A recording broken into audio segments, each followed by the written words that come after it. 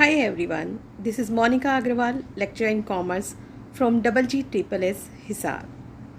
My dear students, आज हम अपना चैप्टर करेंगे ट्रेनिंग एंड डेवलपमेंट। ये हमारा आता है बेटा स्टाफिंग में रिक्रूटमेंट और सिलेक्शन के बाद। स्टाफिंग जो कि मैनेजमेंट का थर्ड फंक्शन है, तो आज हम इसी से रिलेटेड बात करेंगे कि स्टाफिंग में जब आप रिक्रूटमेंट कर लेते हैं, सिलेक्शन कर लेते हैं, after that the training comes. Okay, तो सबसे पहले आगे चलने से पहले हम आज पढ़ते हैं कि कौन कौन से टॉपिक आज हम अपने लेक्चर में कवर अप करेंगे। तो बच्चों, आज हम पढ़ेंगे ट्रेनिंग के मतलब के बारे में कि उसका अर्थ क्या है, उसकी डेफिनेशन को हम पढ़ेंगे, साथ ही हम ट्रेनिंग की फीचर्स को भी जानेंगे, उससे होने वाले बेनिफिट्स को भी देखेंगे, और ट्रेनिंग के मैथड्स जो कि सबसे इम्पॉर्टेंट पार्ट है इस चैप्टर का, उनको भी हम अच्छे से डिस्कस करेंगे। इसी के साथ हम डिस्कस करेंगे डेवलपमेंट के बारे में, क्योंकि अक्सर ट्रेनिंग और डेवलपमेंट दोनों वर्ड्स को हम साथ में लेकर चलते हैं, तो हम इसलिए इसको भी डिस्कस करेंगे। और हम ये भी देखेंगे कि जो एम्प्लॉयज़ डेवलपमेंट है उसके बेनिफिट्स क्या हैं, कि ट्रेनिंग के बेनिफिट्स भी देखेंगे एज वेल एज हम डेवलपमेंट के भी बेनिफिट्स साथ ही हम देखेंगे। तो चलिए बच्चों, हम स्टार्ट करते हैं मीनिंग से। जैसा मैंने अभी आपको बताया कि जो ट्रेनिंग है वो स्टाफिंग में पहले आप रिक्रूटमेंट करते हैं।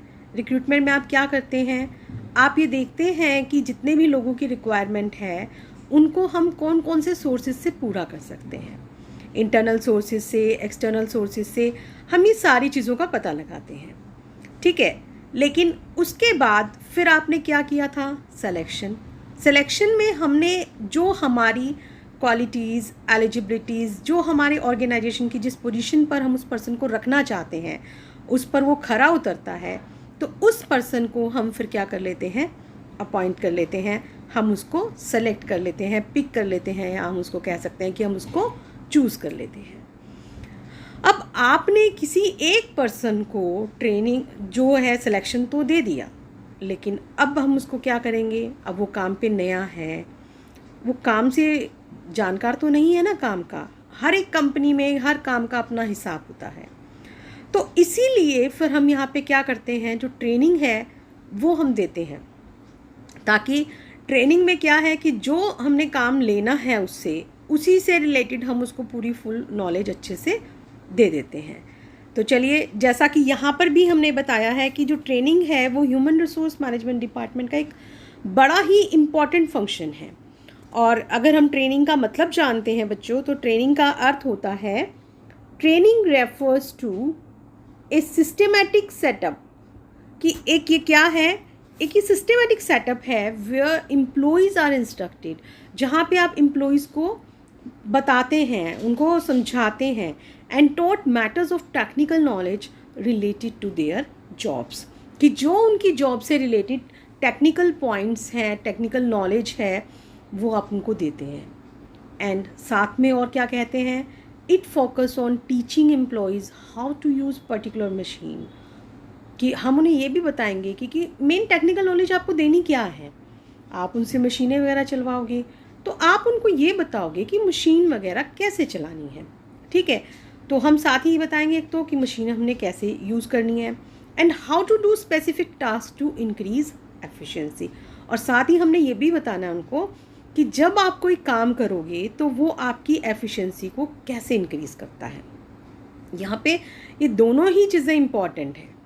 अक्सर क्या होता है कि ट्रेनिंग और डेवलपमेंट में लोग इकट्ठा उसको ले लेते हैं, जबकि ट्रेनिंग में क्या होता है कि एक स्पेसिफिक आप चीज़ की नॉलेज देते हैं, और जबकि डेवलपमेंट में आप क्या कहते हैं कि उसकी ओवरऑल फील्ड्स में हम उसको एक्सपर्ट करते हैं।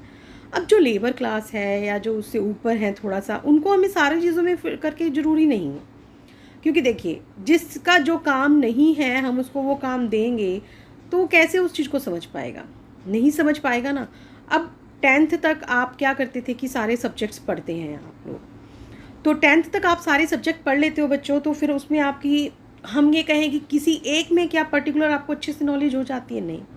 उसके बाद आपको कैटेगराइजेशन हो जाता है, आप स्ट्रीम ले लेते हैं, आर्ट्स लेते हैं, कॉमर्स लेते हैं, साइंस लेते हैं, फिर आप पर्टिकुलर उसी चीज़ में आगे वर्क करते हैं, आपको उस चीज़ में बहुत अच्छे से नॉलेज हो जाती है, उस पर्टिकुलर एरिया में आप बहुत अच्छे से काम कर सकते हो, है ना।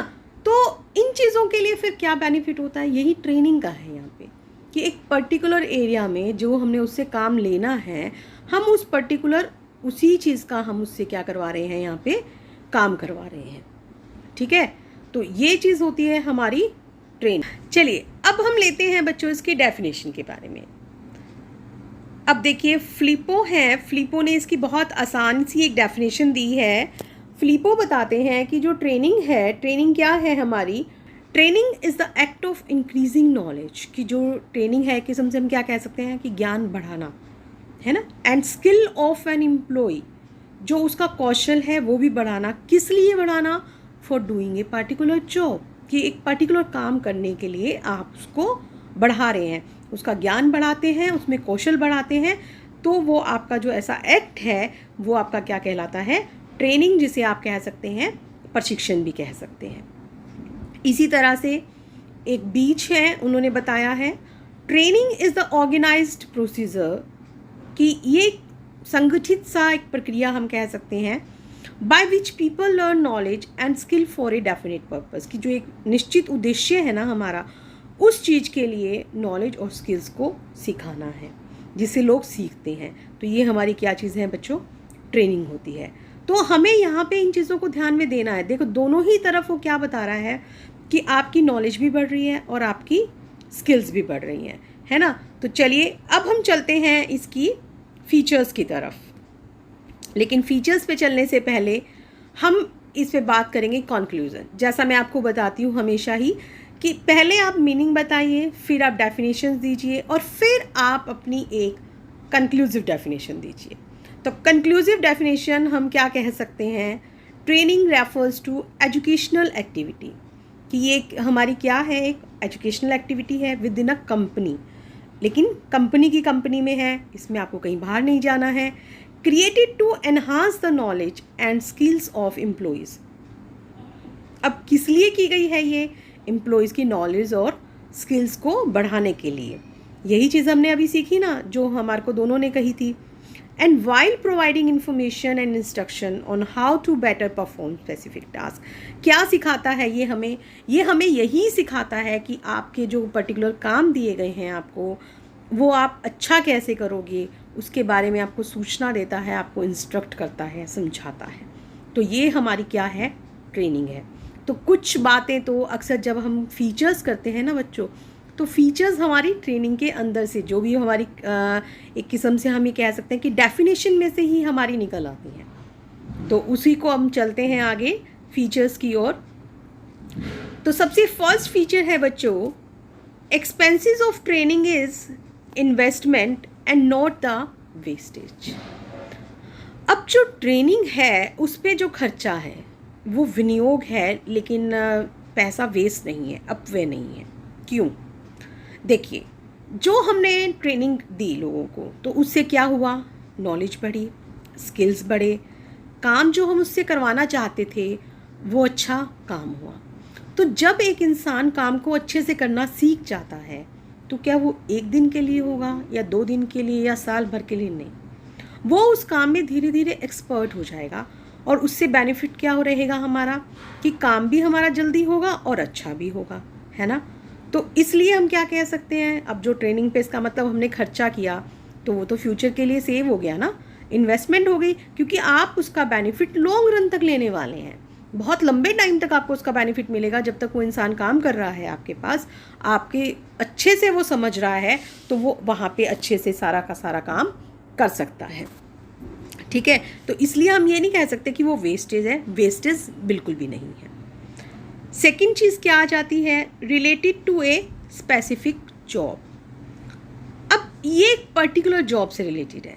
अभी मैंने जैसा बताया कि एक आदमी आया, तो अब मान लीजिए हमारी मोबाइल की कंपनी है, हमने किसी से रिपेयर करवानी है, किसी से हमने स्क्रीन गार्ड चेंज कराना है, कोई उसके और अंदर का काम करेगा। तो हम अगर किसी से रिपेयर करवाना चाहते हैं या किसी को हम स्क्रीन गार्ड बदलना सिखाना चाहते हैं, तो हम उससे सिर्फ उसी पर्टिकुलर चीज़ से रिलेटेड हम उसको ट्रेनिंग देते हैं। ये नहीं कि हम उसे सारा का सारा कि मोबाइल है, इसमें ये चीज़ें हैं, आप इसको ऐसे ठीक करोगे तो ऐसे हो जाएगा, नहीं।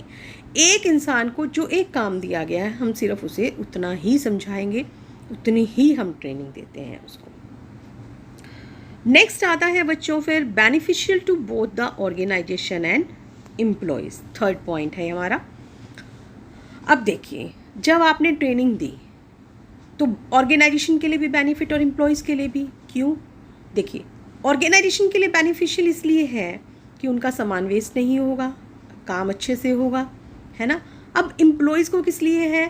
क्योंकि एम्प्लॉयज़ भी जब अच्छा काम करेंगे उन्हें बोनस मिलेगा, उन्हें अप्रिसिएशन मिलेगा, और इन फ्यूचर वो भी तो कैपेबल हो ही रहे हैं ना काम करने के लिए। तो दोनों ही तरफ से, दोनों ही पार्टीज़ को क्या है? बेनिफिट है।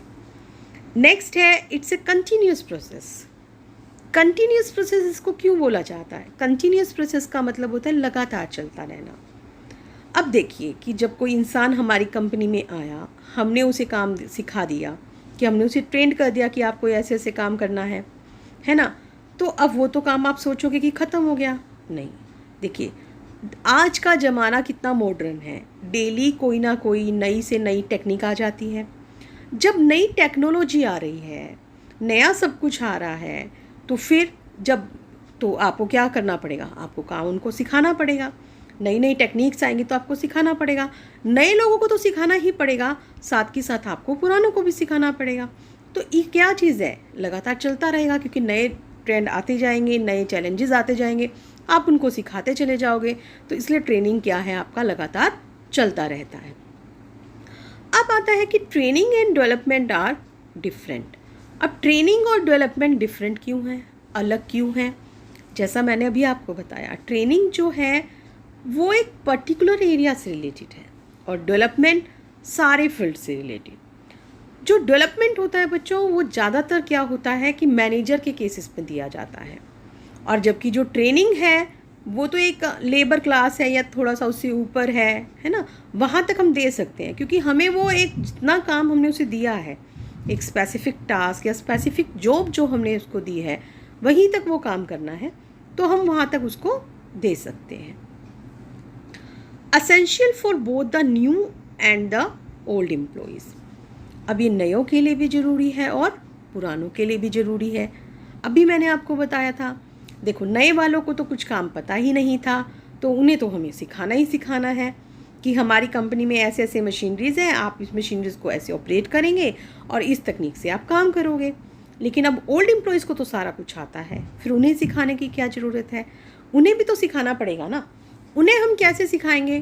क्योंकि मैंने अभी बताया, वो टेक्नोलॉजी जो है वो डे बाय डे चेंज होती चली जा रही है, दिन पे दिन नई आती जा रही है। तो उसके लिए फिर हमारे को ज़रूरी क्या है कि हम नयों को तो सिखाएं, साथ में हमें पुरानों को भी टाइम एंड अगेन ट्रेनिंग देनी पड़ती है। फिर नेक्स्ट आता है, training is necessary for all the managerial levels. अब मैनेजरियल लेवल्स कितने होते हैं?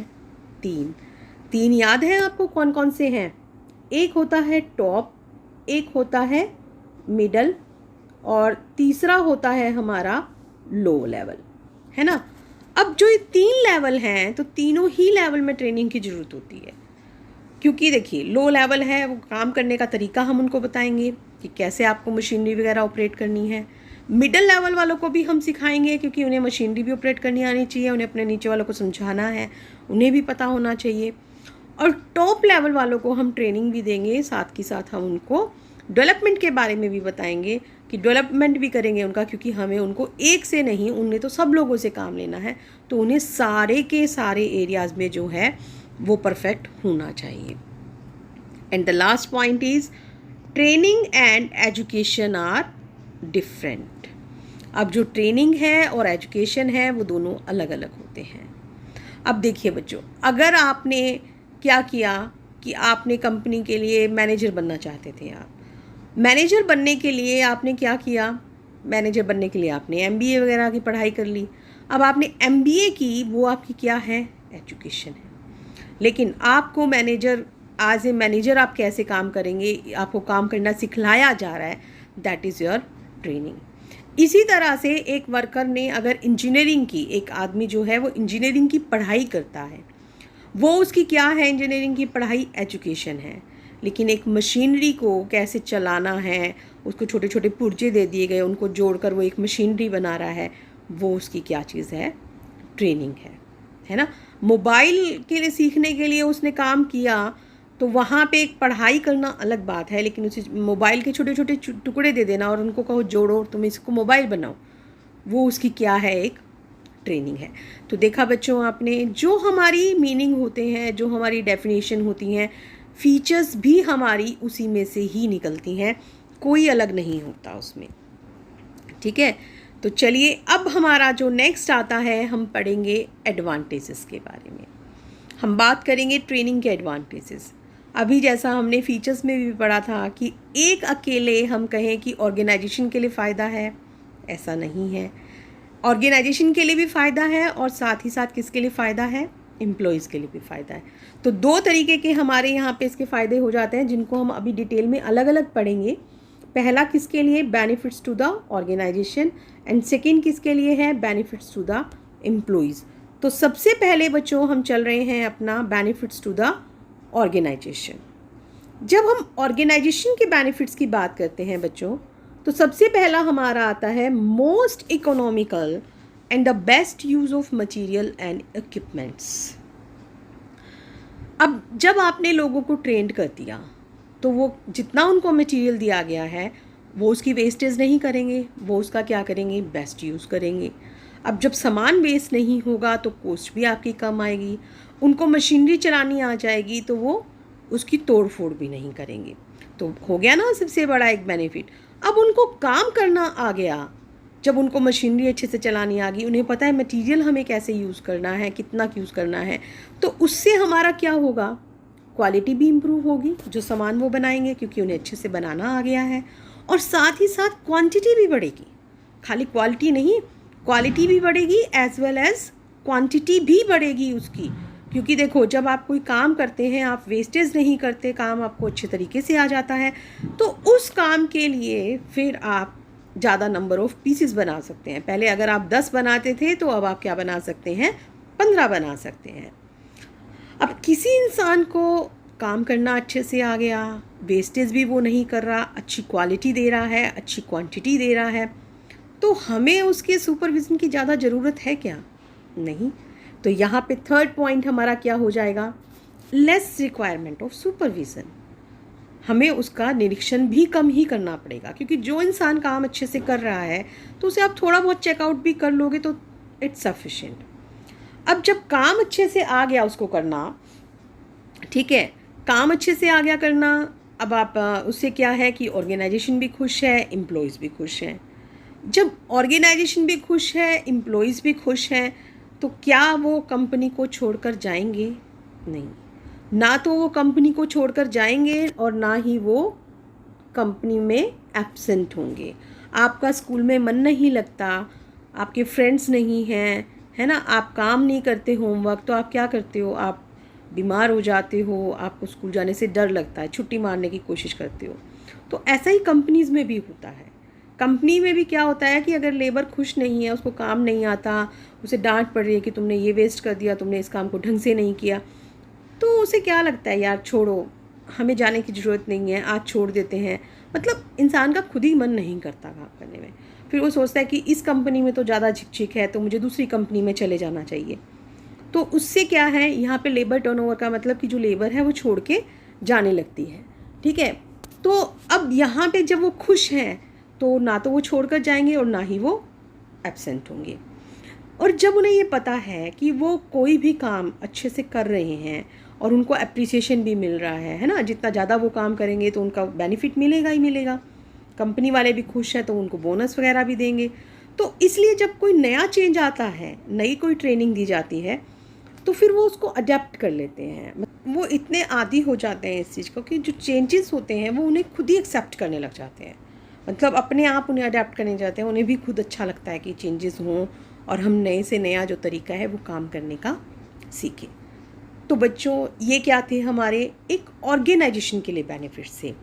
आइए अब हम करते हैं बेनिफिट्स टू द एम्प्लॉयज़। अब बेनिफिट्स टू द एम्प्लॉयज़ क्या हैं? फर्स्ट वन है increase in capacity and efficiency. देखिए, जब किसी इंसान को काम करना अच्छे से आ जाता है तो फिर वो क्या करता है, उसको काम करने की उसकी शक्ति बढ़ जाती है। क्योंकि आपको काम नहीं करना आता तो आप उसी काम को करने की ट्राई करते रहते हैं, तो इंसान एक टाइम लिमिट होती है कि काम करते करते वो थक जाता है। तो यहाँ पे क्या है कि जब आपको काम करना आ गया अच्छे से, तो आप उस काम को अच्छे से कर सक रहे हैं। ठीक है। दूसरा इसमें बेनिफिट क्या हो जाता है कि उसकी एफिशिएंसी भी बढ़ जाएगी, काम करने का तरीका पता चल गया, तो वो क्वांटिटी भी ज़्यादा सारी बनाएगा और क्वालिटी भी अच्छी बनाएगा। Increase their market value. अब ऐसा है कि जैसे प्रोडक्ट की मार्केट वैल्यू होती है, ऐसे लेबर की भी हम ये कह सकते हैं, क्योंकि जिसको वही काम आता है, हम चाहते हैं ना कि वो ही हमारे पास आए और वही हमारे पास काम करे। तो इसलिए लोग, अगर वो किसी के पास एक ए था, अगर उसके काम में बहुत अच्छी समझ थी, अब एक कंपनी अगर उसे 20,000 रुपये पर मंथ दे रही है, अब दूसरी कंपनी को ये पता है कि ये इंसान जो है वो काम बहुत अच्छे से करता है, तो वो कहते हैं नहीं, तुम हमारे पास आ जाओ, हम तुम्हें 25,000 रुपये पर मंथ देंगे। दूसरी कंपनी और कहती नहीं, तुम 25 नहीं, मैं तुम्हें 30 दूंगा। तो इस तरीके से उसकी जो मार्केट वैल्यू है वो क्या हो गई, हमारी बढ़ गई।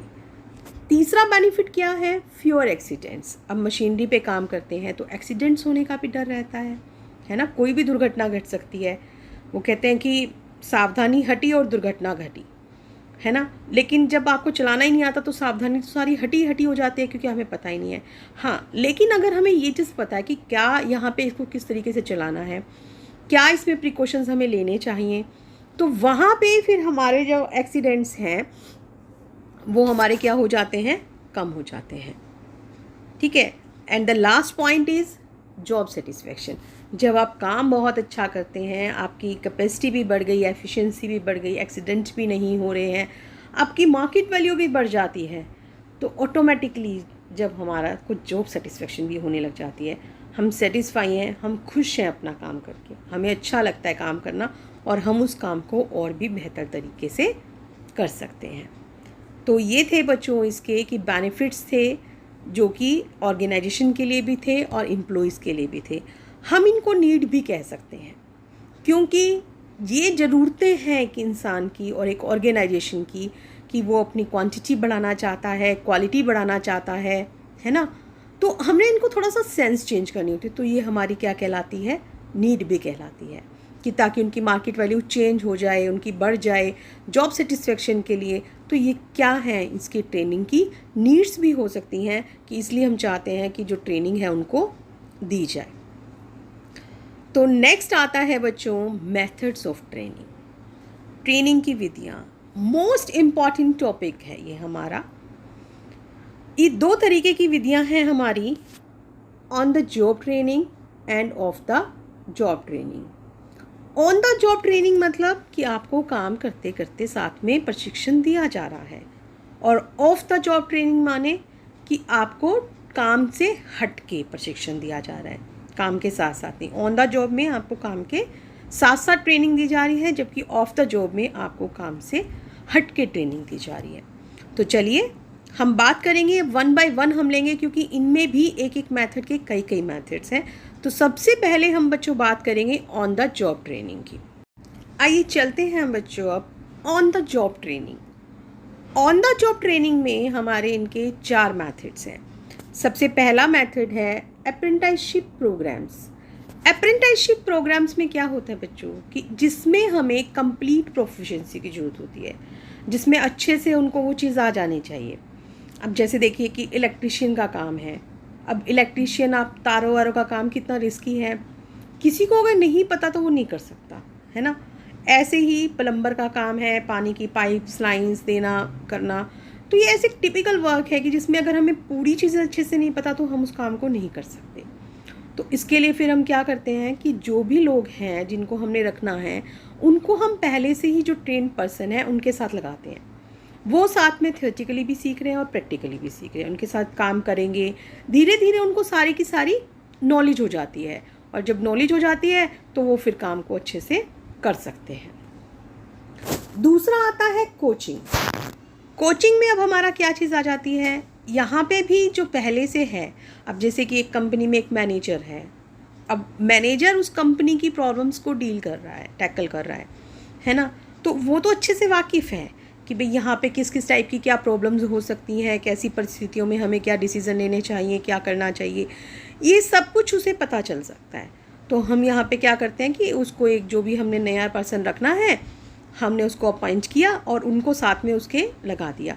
अब वो क्या है कि वहाँ पे देख रहा है कि वो किस तरीके से प्रॉब्लम सॉर्ट आउट करते हैं, किस तरीके से काम को मैनेज करते हैं। जब उन्हें लगता है कि वो थोड़ा सा सीख गए हैं, फिर वो उनको भी प्रॉब्लम्स देते हैं। मैनेजर जो हैं वो जो नया बंदा है उसको भी प्रॉब्लम देंगे, वो बताएंगे उसके बारे में उनको कि भाई काम को आपको ऐसे ऐसे करना था, तो अब देखो आप इस प्रॉब्लम को कैसे सॉल्व करोगे। जब वो खुद इस प्रॉब्लम को सॉल्व करते हैं तो धीरे धीरे वो इनको इतना एक्सपर्ट कर देते हैं कि अगर मेन मैनेजर नहीं भी है तो वो उसकी एब्सेंस में भी उसको डील कर सके। थर्ड आता है इंटर्नशिप ट्रेनिंग। अब इंटर्नशिप ट्रेनिंग में क्या है बच्चों कि यहाँ पे एक एजुकेशनल जो है और जो एक किस्म से बिजनेस कंसर्न है, दोनों का टाई अप हो गया। अब उस टाई अप होने का क्या फ़ायदा है, जहाँ से आपको एजुकेशन दी जा रही है वहाँ पे एजुकेशन में आपको बता दिया गया कि थियोरेटिकली ये काम ऐसे ऐसे ऐसे होंगे, लेकिन प्रैक्टिकली तो कोई नॉलेज नहीं है। फिर अब क्योंकि उनकी बिज़नेस से डील है तो जो उनके स्टूडेंट्स हैं वो उनको वहाँ पे बिज़नेस में एक्चुअल में काम करने के लिए भेज देते हैं। अब जैसे इसी चीज़ के लिए जब अगर आप सीए करते हैं तो सीए के लिए भी इंटर्नशिप ट्रेनिंग होती है कि आपको सीए के साथ लगा दिया जाएगा और आप सीए के साथ रहकर जो है ना वो काम देखते हो कि किस तरीके से काम होगा, काम सीखते हो आप। ऐसे ही जैसे डॉक्टर्स होते हैं, मेडिकल के जो स्टूडेंट्स होते हैं उनको थियोरेटिकली भी नॉलेज दी जाती है और साथ ही डॉक्टर्स के साथ, हॉस्पिटल्स के साथ टाइप है और डॉक्टर्स के साथ वो जाते हैं, बैठते हैं, काम को देखते हैं कि किस तरीके से हो रहा है। तो उन्हें थियोरेटिकली नॉलेज भी मिलती है एज वेल एज उन्हें प्रैक्टिकल नॉलेज भी मिलती है। And the last point is job rotation. Job rotation का क्या फ़ायदा होता है कि जब हम एक डिपार्टमेंट से दूसरे डिपार्टमेंट में जो है वो भेज देते हैं। जैसे कि हमने पहले हमारे पास परचेज़ डिपार्टमेंट था, हमने एक मैनेजर रखा, हमने उसे सारा परचेज़ डिपार्टमेंट का काम संभलवा दिया। अब जब उसे परचेज़ का काम अच्छे से समझ में आ गया, हम क्या करते हैं सेल्स में। अब उसे सेल्स में भेजने की क्या ज़रूरत है? ज़रूरत है किस लिए कि कल को अगर हमारे को कंपनी में कहीं भी किसी चीज़ की ज़रूरत हो सकता है कि कल को सेल्स वाला ना हो या परचेज़ वाला ना हो, तो वो इंसान अगर उसको पहले से काम आता है तो वो उस काम को अच्छे से कर लेगा। उसकी जॉब रोटेट होती रहेगी तो उसे सारा काम अच्छे से पता है ना। तो ये सारे के सारे हमारे क्या थे, ऑन द जॉब ट्रेनिंग थे, ठीक है, जिन्हें हम काम के साथ साथ रहकर ट्रेन हो रहे थे। अब बच्चों हमारे आते हैं of the job training. Of the job training में भी बहुत सारी चीज़ें हैं। तो बच्चों पहला आता है ऑफ द जॉब ट्रेनिंग में कॉन्फ्रेंस। कॉन्फ्रेंस में क्या किया जाता है, कॉन्फ्रेंस में लोगों को एक किस्म से हम ये कह सकते हैं कि क्लासरूम लेक्चर्स के तरीके से होता है। अब यहाँ पे एक्सपर्ट होते हैं जो अपना बताते हैं कि आप किसी भी प्रॉब्लम को किस तरीके से सॉर्ट आउट कर सकते हैं, सॉल्व कर सकते हैं। अब जो बड़ी बड़ी कंपनीज़ होती हैं तो वो पहले से ही एक स्पेशलिस्ट को अपॉइंट कर लेती हैं जो उन्हें टाइम एंड अगेन बता देते हैं कि कैसे कैसे हमारे पास नए मेथड्स हैं, किस तरीके से हम इनका सोल्यूशन कर सकते हैं। और जबकि जो छोटी कंपनीज़ हैं वो परमानेंटली तो नहीं कर सकती क्योंकि वो इतने खर्चे बियर नहीं कर सकते हैं, है ना। तो वो क्या करते हैं कि किसी एक्सपर्ट को वैसे ही बुलवा लेते हैं कि जिनको इसकी अच्छी नॉलेज होती है। दूसरा होता है case study method. Case study method में क्या है कि उनको एक केस दे दिया जाता है, वहाँ पे सीनियर भी हैं, जितने जूनियर्स हैं वो भी हैं, उनको सारे की सारी चीज़ें बता दी गई कि ये आपके सामने केस है, अब इसमें ये फैक्ट्स हैं, आप बताइए कि इसका सोल्यूशन कैसे हो सकता है। अब जितने दिमाग उतनी ही सोच, हर इंसान उस पर अपना सोचता है कि इसको हम ऐसे कर सकते हैं, ऐसे कर सकते हैं। ए की अलग राय है, बी की अलग राय है, सी की अलग राय है। तो जो सीनियर मैनेजर है वो सबके सुनता है कि क्या वो लॉजिक्स दे रहे हैं इसके पीछे, कैसे कैसे वो कह रहे हैं। फिर उससे उनमें से जो अच्छा लगता है या उसे लगता है कि उनकी यहाँ पे ये गलतियाँ थी और ये होना चाहिए था, फिर वो उनको वो चीज़ें समझाता है और उसके बाद उनको सॉल्व करना समझा देता है। नेक्स्ट आता है बच्चों कंप्यूटर मॉडलिंग। कंप्यूटर मॉडलिंग में हमारे पास क्या चीज़ आ जाती है, जैसे कुछ चीज़ों को कंप्यूटर पे, क्योंकि जिन चीज़ों को हम प्रैक्टिकली नहीं करके दिखा सकते। फॉर एग्ज़ाम्पल आपको बम है, आपको ये बताना है बच्चों को कि बम कैसे डिफ्यूज़ किया जाता है ना। अगर कोई लग गया बम, उसको ख़त्म करना है तो कैसे उसको डिफ्यूज़ करोगे। अब हम उसको दें, अगर एक्चुअल में बम ला के दें तो कितना एक्सपेंसिव हो जाएगा वो। तो बेटर क्या है कि कंप्यूटर पे उसका एक मॉडल सा बना के और उसको बता दिया जाता है कि भाई ये चीज़ें हैं, अब तुम यहाँ से बताओ कि कौन सी वायर हटाओगे, कौन सी वायर किस तरीके से लगाओगे कि ये बम डिफ्यूज़ हो जाए। तो ये हमारी क्या है, कंप्यूटर मॉडलिंग। अगला है वेस्टिब्यूल ट्रेनिंग। वेस्टिब्यूल ट्रेनिंग में क्या चीज़ आ जाती है, एक किस्म से हम इसको हिंदी में कहते हैं प्रकोष्ठशाला प्रशिक्षण। अब कुछ चीज़ें ऐसी होती हैं कि जिनको हम एक्चुअली फैक्ट्री में ले जाकर नहीं सिखा सकते, लेकिन हम एक मतलब फैक्ट्री में भी नहीं हम सिखा रहे और हम सिखाना भी फैक्ट्री जैसा चाहते हैं कि वो इंसान काम करना सीखे, जो भी टूल्स वगैरह हैं वो उन चीज़ों को लेकर करें काम को। तो हम एक किस्म से कहते हैं ना कि आर्टिफिशियल फैक्ट्री बनाना, कृत्रिम फैक्ट्री बना देना, कि हम एक ऐसा प्लेस बना लेते हैं कि जहाँ पे जैसे सेम फैक्ट्री लाइक माहौल सा होता है, सेम टूल्स वगैरह उसी टाइप के होते हैं, वहाँ पे हम उनको काम करना सिखाते हैं। जब वो वहाँ काम कर लेते हैं, उन्हें पता चल जाता है कि भाई औजार वगैरह कैसे चलाने हैं, किस तरीके से करना है, फिर हम उनको क्या करते हैं कि फैक्ट्री में काम करवाना शुरू कर देते हैं। एक आता है प्रोग्राम्ड इंस्ट्रक्शन। प्रोग्राम्ड इंस्ट्रक्शन में क्या चीज़ आ जाती है बच्चों कि जैसे देखिए ऊपर था केस स्टडी मेथड, हमने पूरा का पूरा केस दे दिया था उनको कि पूरे केस को उन्होंने सारे पहलुओं पर सोचना है, सारा मैटर सॉर्ट आउट करना था। लेकिन प्रोग्राम्ड में हमने क्या है कि एक छोटा पार्ट दिया उनको, अब वो खुद आगे से क्वेरीज कर रहे हैं अपने सीनियर से कि इसमें और क्या क्या चीज़ें हैं और क्या क्या फैक्ट्स हैं, तो वो उसमें और डिटेल जानना चाहते हैं। And the last is film. जो फिल्म है, अब जैसे देखिए कि आपको हम एक चीज़ तो बोल के समझा रहे हैं, कुछ भी आपके सामने रिटर्न नहीं है, तो कुछ आपको याद रहेगा, कुछ आप सोचोगे कि कैसे है क्या है ना, इस तरीके का आपके पास कुछ काम होगा, आप इसको सोचोगे। लेकिन नहीं, अगर आपके सामने एक मूविंग चल रहा है, फिल्म के तौर पे है, तो वो हमारे दिमाग में अच्छे से बैठ जाता है। तो यहाँ पर जो ट्रेनिंग है वो एक किस्म से फिल्म लाइक आपको दिखाई जाती है और फिल्म के तरीके से आपको सब कुछ समझा दिया जाता है। तो अब देखा बच्चों आपने, ये हमारी सारी क्या थी, हमने जॉब पे नहीं लगाया, काम पे नहीं लगाया, लेकिन हम फिर भी उनको काम करना सारा का सारा सिखा रहे हैं। तो ये सारी की सारी चीज़ें थी हमारी ऑफ द जॉब ट्रेनिंग। चलिए, ट्रेनिंग तो अब हुआ हमारा पूरा, लेकिन अब नेक्स्ट टॉपिक हमारा कौन सा आता है, डेवलपमेंट। डेवलपमेंट अब हमारी क्या चीज़ है, जैसा मैंने आपको अभी बताया था, शुरू में भी बताया था, ट्रेनिंग एक स्पेसिफिक जॉब से रिलेटेड है, पर्टिकुलर काम से, जबकि डेवलपमेंट एक ओवरऑल उसकी बढ़ाता है, ग्रोथ है पूरी एक इंसान की, है ना। जैसा यहाँ पे भी कहा गया है क्या कि development refers to the overall holistic and educational growth and maturity of people in managerial position, कि जो मैनेजरियल पोजीशन के लोग हैं उनकी पूरी एजुकेशनल ग्रोथ है, मैच्योरिटी को है, मतलब पूरा उस चीज़ को रेफ़र करता है। अब ये यहाँ पे सिर्फ मैनेजरियल को ही क्यों लेकर है, क्योंकि देखिए जो लेबर है या जो ऊपर सुपरवाइजर्स हैं उनको पूरा करने की ज़रूरत नहीं है, उनको हम हर फील्ड में नॉलेज दें उसकी कोई ज़रूरत नहीं है, क्योंकि उन्होंने एक पर्टिकुलर काम करना है। लेबर है, उसने मशीन चलानी है तो हम उसे मशीन चलाना सिखा रहे हैं। सुपरवाइज़र है, उसने उनको चेकआउट करना है तो हम ये सिखा रहे हैं उसको कि तुमने इसको कैसे चेकआउट करना है। लेकिन जो मैनेजर है, ऊपर जो मैनेजरियल वर्क है ना, जो टॉप लेवल के हैं उनको तो सारा कुछ करना है, उन्हें प्लानिंग भी करनी है, ऑर्गेनाइजिंग भी करनी है, स्टाफिंग भी करनी है, तो उन्हें हमें सारी की सारी चीज़ें सिखानी पड़ेंगी। तो इसलिए जो डेवलपमेंट है वो कहाँ का पार्ट आ जाता है, मैनेजरियल पोजीशन का आ जाता है।